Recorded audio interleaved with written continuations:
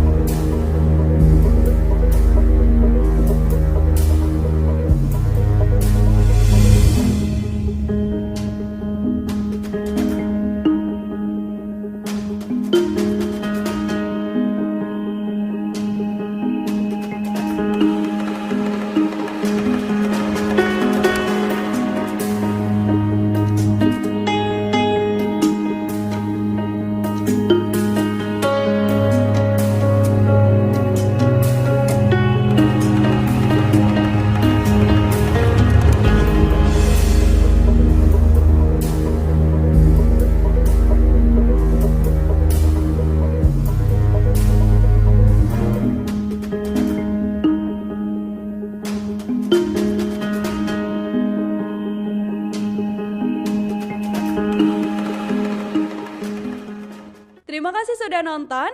Jangan lupa like, subscribe, dan share ya.